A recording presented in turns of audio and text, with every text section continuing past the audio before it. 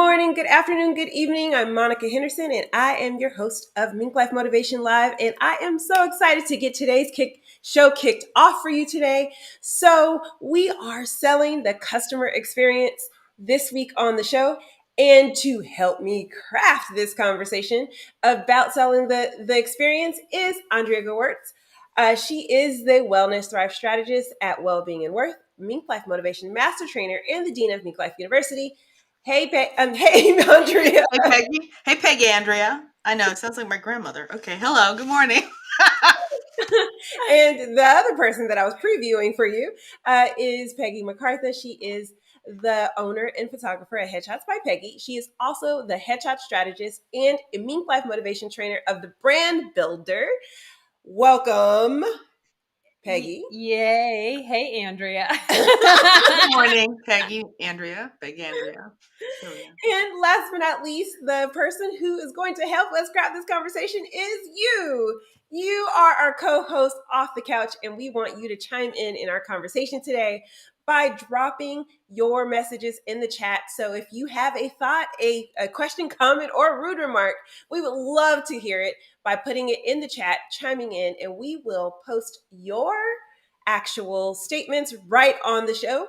If you're watching this as a replay, put in hashtag replay, as we love to connect with you and help you actually be a part of the conversation even after the whole entire conversation is over. We'll come back in and chime in on it.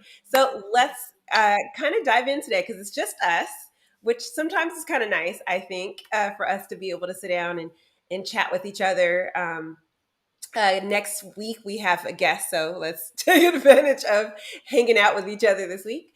How are you guys doing? Great. It's been a really good week. Oh yeah. It's Wednesday. I don't know what day it is ever, but I feel like I just saw you guys because I did. You feel closer than ever because I saw you over the weekend. Yes, so. We just saw each other in person at the beach. At the beach. We had one of our other Mink Life Motivation trainers come to visit us here in California, and so we hosted Miss Yo. Shout out to Yo! Happy birthday! Everybody had a birthday last week. I know, it was Andrea had a birthday last week, and Yo had a birthday last week, and Peggy's child had a birthday, so we all kind of got together at the beach and celebrated, and it was such a good time. It was hot. We ate cupcakes that were not gluten-free, were not sugar-free, nope.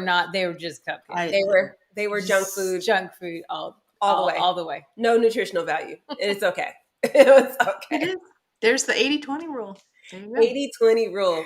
Well, I do want us to go ahead and get started in diving into our conversation today. So as we get ready to talk about getting motivated, the question for the day that we have is, dun, dun, dun, dun, why does customer experience help with retention? I'm not sure who we should go first, so we'll have Peggy go first, as she's on the top of the screen. Right. Yay! I'm on the top of the screen. I am in square number 1 in this square in the Hollywood squares over there. Yes. All right. So it's great because I'm actually talking about this in the conference for the London conference. So this is really good. So customer retention, customer experience. I believe that the customer experience starts with your headshot, because your headshot is normally your first impression with your potential clients, colleagues, everyone, because they're going to see your social media. They're going to see your website. They're going to see you on Clubhouse or whatever platform you're on. And so that starting that and making sure that your customer experience is consistent all the way through will make sure that you have that retention, because you build trust. They know who you are. They know what to expect. Oh yeah. The trust building is like crucial to customer experience. Andrea, did you want to chime in on that? Yeah, I guess just to further that a little bit is that, like Peggy says, from the beginning, when they touch your brand through the photo, then when they touch your brand, I think we talked about this last week, for their first interaction with you, if it's a call, if it's a masterclass, if it's some kind of content that you're delivering, setting that tone through all of those touches is the customer experience. And so when people like the way they're relating with you, or they go, I don't know what it is, but I just like him or her, then they're going to stick around. And so that retention part is increased when you create the warm living room experience, or whatever it is that's synonymous with your brand. So yes, indeedy, every touch matters. Every touch matters. So you know how there's that person who's maybe one of your favorite, your most trusted friends, or one of the people who you just know exactly what you're going to get when you hang out with them, and they are true to themselves. And so when you go, you never really have to kind of check yourself because you feel like you know what you're going to get with that other person. Well, that's kind of the same thing you want your business to have, right? You want your business to be that trusted friend to your customer. And the best way to do that is to create a cohesive customer experience so that no matter how often they come back, they know you're going to show up that same way every time.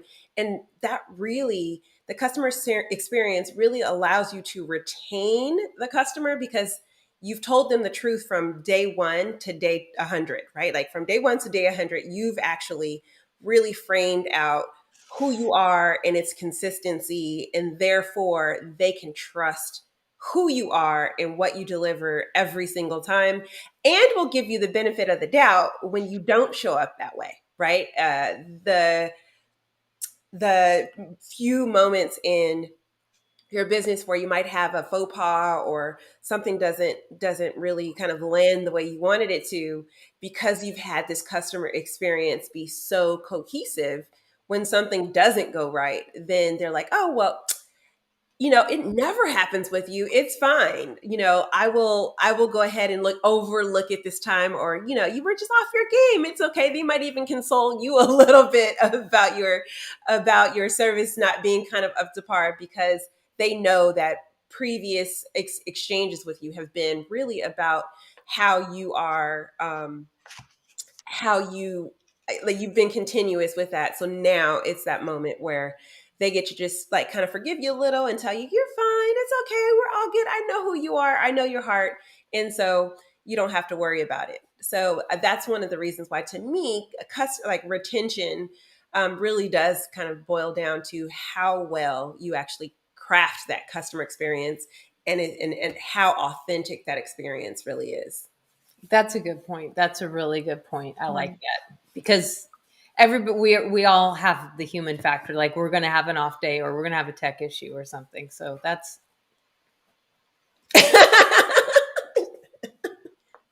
yes. Where are you? I don't know where you are in the squares. Here you are. There you are. All right. So, as we always do, is we try to really kind of allow ourselves to help you stay inspired. And staying inspired is really a part of that mink of it all. In order to kind of keep moving forward, we have to stay encouraged, and we have to stay in the game. And sometimes we think we're the only ones going through what we're going through. So, what I would like us to do today is share exactly how does the testimonial share how does a testimonial sell the customer experience, but also um, if you guys could also share one way that you may have had a not so stellar experience with customer experience, and because you had such a great customer experience that you had a moment of forgiveness as well. So how does the testimonial sell, and also um, how did you have any other experiences, like how I was sharing with you a little earlier about like the customer experience really kept that client a part of your situation? I'll go. I think I'll go Okay. first. Well, obviously, a testimonial is some third party person sharing what they liked, right? Or and how it went. And increasingly, because we're doing everything virtually, how often I know this is so me. I'm trying something new. I'm looking at a product. And the first thing I do now not is read the description, but the very second thing that I do is how many reviews are there, and what are they saying about the product. So increasingly, we need these recommendations in these reviews to give people, so people will keep scrolling to whatever your offer is or things like that. I know that that is my way to assess, do I buy product X or do I buy product Y, for instance, on Amazon. In a place, since I don't sell a product per se, I'm selling a program which is inherently an experience, um, and one that's not easy necessarily to say, oh, do this, because I never commit to do this and you're going to lose this weight, or do this and you're going to do that, because your body's going to do what it's going to do. I am so dependent, for instance, on a stellar referral to go and say, this changed my life, and how, so that the third party person, like the person giving me the testimonial, is painting a picture of what's possible, because so many things are possible and we're so different. That the consumer reading it can go, oh, that might happen to me too, and then want to take a chance and experience the whole process. So gotta have them. I haven't always been good about collecting them. I'm trying to get better because they really do help propel the branding of what I do. And certainly me saying, oh, you need to go take the brand builder with Peggy, is going to go way further than even an ad someplace. Um, Describing the brand builder, and there's Peggy, but they're like, that's a nice lady. She's got blue eyes. She looks cute. Maybe I should do it. But having a real live person say, changed my life, love my headshots, she's awesome. Oh, well, Andrea said it, so I'm going to go do it. I think all of us have experienced that collectively and individually within the mink community, because we actually, within the mink community, we're like, oh, we'll just call so and so to get it done, because we just know that their headspace is in the same space, and the delivery and the heart is all there. So testimonials, even just like, oh yeah, just give her a call, is a testimonial, right? Like, you're transferring that belief. The sale is done, right? I always tell people, I hate selling. I said, well, you're selling all the time, right? Like, we're selling to each other all day long to Sunday. We're showing up some way, somehow. And simply why? Because a sale is just a transfer of belief. So when I bestow my belief in so and so, or you, Monica, people are like, oh, all right, I'll do it.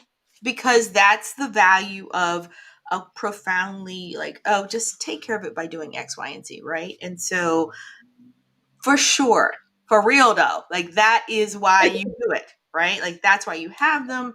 That's why you work to having that kind of rapport with your clients. They mean the world to us business owners, right? And I know I'm going on long it's so, because everything is a sale. Like, I tell my kids all the time, oh, I couldn't talk to that teacher. I'm like, girl, go talk to that teacher. The teacher needs to know that you have the question, and you'll be surprised. They'll be glad you came, because all the other kids are thinking, I can't talk to the teacher either. And so this just happened with my daughter. Italian teacher's like now trying to make her minor in Italian. She's like, Mom, I want to minor in Italian. I was like, I guess she likes you. She's like, come closer. And she's always like, I don't want to come closer.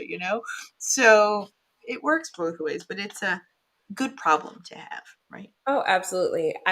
Earlier today, I was on the speaker because, just in case you hadn't heard, we got a conference happening in London tomorrow. And so this morning I was on the speaker tech rehearsal. And during the speaker tech rehearsal, one of our speakers, Cassie, who is a phenomenal she does web design, and she does it for intuitives and heart-centered people, and she really kind of taps into like the energy for your own business. And her and I have had so many great conversations about it, and so I trust her implicitly about taking someone's I believe in everybody should have a bespoke experience, right? I believe that people should live a life designed by them for them, and that goes across the board, not just in your life, but in your business and everything else you do. And she has that same philosophy. And so we've had a lot of conversations, her and I. And I referred a copywriter to her who I also like adore, who's Bob Taylor. And so I told her, I was like, y'all two need to talk because y'all have the same energy. And I'm really building the package of people that I want to share with everyone because I trust them implicitly. But my testimonial about Bob had perked Cassie's like enthusiasm of like, oh, I should talk to Bob. Now there are 1,001 copywriters that we run across all the time, but because I gave Bob a raving review to her face, she's like, oh, well, we need to collaborate. I think I just found my next collaboration partner when it comes to the copywriting, because as a graphic designer for websites, I need someone who can help me, who can do the copy part. And then when it came to Cassie, Cassie's like, by any chance, do you have someone who I'm trying to get 3 new clients, and I'm curious about if there's anybody who you might know who could use the start to finish. And I was like, absolutely. I have one of my local people in the Mink Life community who needs this service. And she's like, oh, really? And I was like, yeah, you could just tell her I told you. She'll have a deeper conversation. She's like, well, I already talked to her. It's okay. Tell her I sent you, and you'll have a deeper conversation with her beyond that initial sales pitch because I've put the stamp of approval. We all have the power to sell someone else. Um, and so getting a client to really enjoy their experience and want to share you with someone else is really kind of the work Is your business. that we're supposed to do, right? So then that way, when you're talking to someone and the problem comes up, they become the advocate for you. They become the person who's saying, you need this. I know exactly the person who can help it, and that person would be you. So it's so important. Peggy, did you want to kind of like chime in on that as well? We always are selling ourselves. Mm-hmm. No matter what product or service we are actually offering, we're always selling ourselves. And I can sell Monica better than Monica can sell Facts. Monica. I can sell Andrea better than Andrea can sell Andrea, because I can have a great experience, and you're going to tell that I'm not just trying to get your money. You can tell that I'm like purely excited. I'm like, this helped me. This was great. Yeah. And that's the power of a testimonial, is that it's not a written script. It's not a check the box. It's actually me telling you what worked for me. And that goes further than anything. And we all know that. We all take our friends, advice. We all, and, I have friends that suggest movies to me all the time. And I know for a fact, if they suggested that movie, I'm not going to waste my time. I am not going to watch the movie. Yeah, it works both ways. Peggy preach. It is so true. It is so true. That's And okay. absolutely true. Absolutely true. You're like, good to know. Thanks. Good to know. I won't waste my time. But also, that same person could tell me about an app or or a person that's, oh my gosh, you need this, and I'm going to listen to them 100%. So, we all have those connections with our friends, and we know when they tell us something, we know what that means. We know what they like. So if they like it, we know either we like what they like or we don't like what they like. So either way, that gives us a real review, not just something that we read online or something we can gauge because we know them. So if I tell you, oh my God, you've got to meet so-and-so, and you're like, oh my God, the last 5 people Peggy introduced me to were wacko. So you're like, okay. Not true, by the way. No, Peggy gets really good referrals, actually. I hang out But with I love that. No, I love that you're talking about the flip side. It's so true. I instinctively I was like, oh yeah, there are those people that if they say this is really good food, I'm like, oh, good to know, and I'm going to go someplace. Yeah. Because they like food I don't like. So my husband always says, consider the source. Consider the source. There's this one commercial. I don't want to interrupt you. No, that's fine. There's this one commercial where there's this little kid in a food truck, and it's like veggie patties or something, and the kid's like, "It tastes good. Trust me, I'm a kid." I'm like, "I'm not buying those veggie patties. Kids have the worst taste." I love them and I'm a kid. I don't know who did the market research for that, but anybody who's a foodie knows that children have the worst, the worst palate.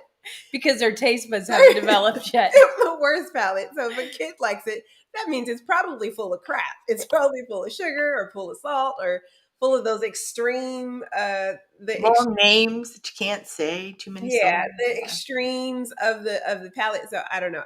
But it depends on the kid.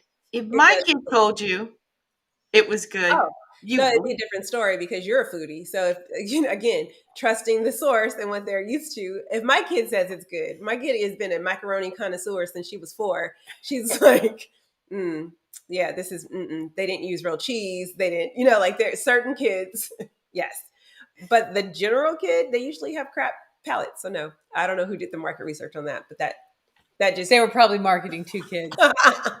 probably. Probably. Well, anyway, clearly the show's off the rails, which happens every single time. you're like, it's good as the three of us. I'm like, I don't know. It happens every time when we are. It's just the three of us. We get excited about a topic. Okay. And this Another is question. essentially why we can spend 1,001 hours together talking about pretty much everything and nothing at all. But we are going to keep networking, and a part of networking is really about asking for help. It is not just about you putting your stuff out there, but it's about how can you actually contribute to someone else's book of business or someone else who can actually offer their expertise. So the question for the day really is going to be who should you surround yourself with when you're improving your customer experience? I love this question because we never really ask that, right? We're like, surround myself with people who love my customer experience, which I think is not right. We know what you're going to say, Monica. And it sucks for you because you always end the conversation. So I'm going to start with surround yourself with people that'll be honest with you and tell you that you suck. But that is true. Like I always, whenever I'm doing anything, I always put myself as my customer. Like I'm like, okay, if I found my website, how easy is it for me to contact myself? And then if I call, how am I going to sound? Like, am I like, or am I like, do I have a good connection, a good way to connect immediately over the phone, which is not my strong point. But I'm getting better at that. That's something I've constantly work on is how do I answer the phone? How do I present myself immediately to you? All those things. So, walk that through and then, have a friend, Monica, go to my website, contact me, call me, schedule an appointment, see how that experience works for you. I can always trust Monica because Monica will tell me where things are broken. Amen. And I'll even say that's actually not even a problem for people. And she'll be like, it is a problem. It's a problem. And I'm like, it's not a problem. And apparently it is a problem. So, or I'll tell her, she'll be like, this isn't working properly. I'm like, no one cares. Yeah. No one cares. We don't even notice that. That's you focusing on something that no one will even know that that's not working the way it's supposed to. The little spot in the corner that drives me crazy that no one else sees. Yeah, that thing.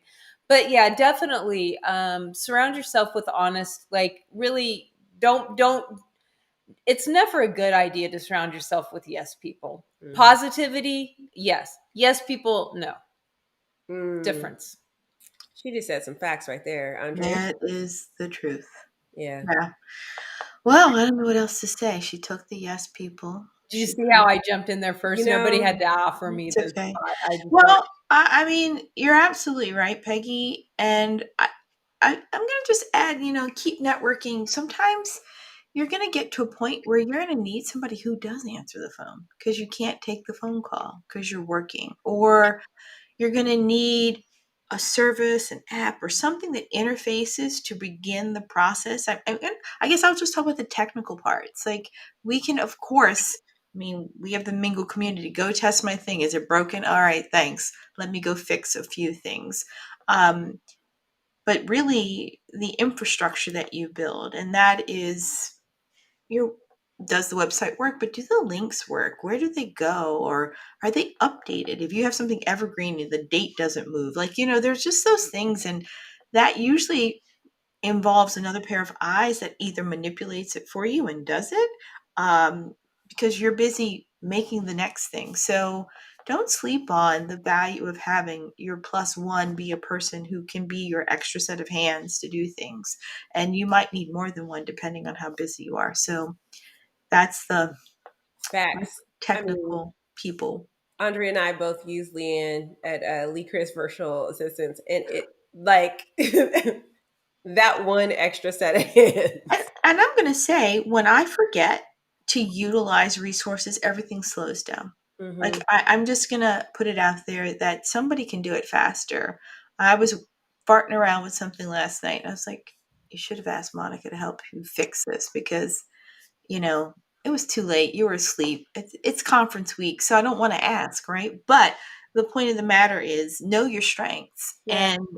And me making graphics is not that. No, but you could have told me, and when I woke up at 3 a.m. this morning, I would have had it whipped out before you woke up. Uh, Facts. I mean, but you see what I'm saying? Like, yeah, we're all guilty sometimes of that. We're like, oh, let me just, it's real quick. And then real quick turns into 3 hours later. You're like, I'm behind schedule. Damn it. yeah. So I'm gonna go back into ancient history because that is a really good point. I remember when we were first building all the things for well-being and worth. And Andrea would be like struggling and struggling with her PowerPoint and struggling and struggling and struggling. And then I'd come in like 2 minutes and like do all the things that she had been doing for hours. And I would just tell her, you could have just asked me. This would have took 3 minutes. Peggy knows that Peggy's quick to ask for, for help. She's like, I broke it. Here you go. Please. I broke my breathing button. I sent her a text message the other day. I said, I broke my breathing button. And I'm sure you were like, PowerPoint. But because I'm a PowerPoint pro, Great. and so yes, it may take you an hour to try to figure out how to fix it, or it could take me like 30 seconds to look at it and be like, oh, it's just this one thing, and then we're off to the races. And but it's the same thing, me struggling with cutting out backgrounds to images, or me even kind of like trying to really work through languaging, and I can have a 5-minute conversation with Andrea or with Peggy and my problem is fixed. So I hear you when you say it's about the tribe that you create around you, and remembering to tap into those resources so that you do have the best customer experience, because that time that she spent, she could have been working on something else. And I would have been like, oh, even in sleepy, I could have been like, oh, that's all you need. Okay, cool. Let me pull that together really quick. And we could have supported each other that way, which is the beautiful part about having a community like we have. We are really spoiled in Mink Life Motivation, to be honest, because there's such a wealth of knowledge here. I'm going to say that the person you should surround yourself with, or I would say as a leader, you should be a talent scout, that nitpicky people. And I know those are usually the people that you hate having around you, right? Like the person who's going to like point out everything, that point where you're like, I knew that was like that. I was going to get to it, the one who makes you feel that way. Yeah. Like I was getting to it. I just haven't finished it yet. Like back off. Those are actually some of the best people for you to have, especially when when you need a once over, because they're going to look at the slight, like the things that your eye glazes over every single solitary time you see it. You have a blind spot to that mistake. They're going to see it every time. I remember that happened with us when we were planning the very first conference. And we had knowledge spelt wrong. It was literally the D and the G were switched. And 3, 4 of us with tired eyes kept glazing over that same mistake. And we had Marcia look at it one time and she's like, you spelled knowledge wrong. And we're like, none of us caught it. None of us caught it. It's that person who has the eye for detail, the one who's, so it might be your people who are editors, it might be your copywriters, it might be your graphically inclined people who like can see a mistake blaring at them and who are going to be like bold enough to be like, you did this wrong, you did that wrong, and you need to fix this, those people are priceless. So although sometimes our ego may not want those people around, it is important for us to keep those kind of people around for sure. All right, so guess what time it is? It's time for us to finish the show with a little bit of gaining knowledge. And that means we need to share one tip to build the customer experience. I'm going to let Andrea go first since Peggy took all the good things to say last time. No, she didn't. She just laid a good foundation. So one tip to build a strong customer experience is oh, there's so many. What's the first one that comes to mind is Peggy's hit on it when she said, I go into your whatever, however it starts. No, build it, chart it out. Make sure you understand all the places your brand is going to touch your customer and make sure it flows the way you want it to go. So if you have the living room cozy brand, is it cozy from the minute, like Peggy says, you pick up the phone to the minute they go to your website, to those things? And I think it's, as someone who is working through websites and social media and all of this, I think that you knowing the roadmap of what that looks like is know where you start and where you want to end and what are they going to enjoy because they know you. So build a plan. Be teachable because you don't know everything. Listen to your customers, listen to your clients, and actually hear what they're saying, because they'll tell you what they need if you just listen. Sometimes we get so consumed with, look what I did, I'm going to do this, I know this, that we forget that our job is to serve. And so when we're allow ourselves to listen and be teachable, that's how we're going to give our customers an amazing experience. And I'm going to say, stay curious, as we cannot have a show that does not include curiosity.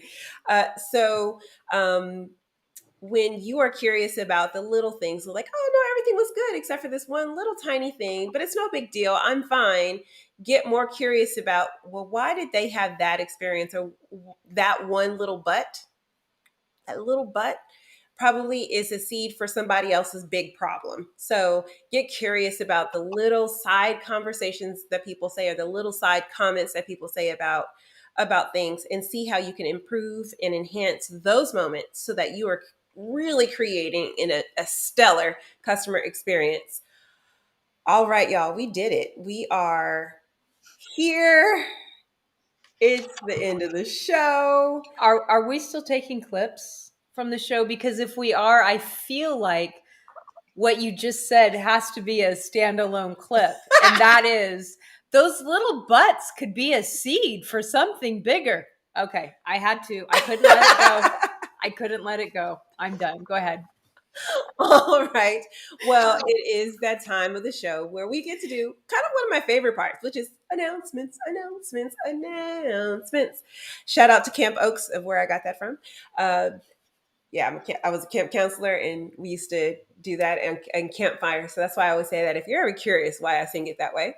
And so let's start with Andrea. What announcements do you have?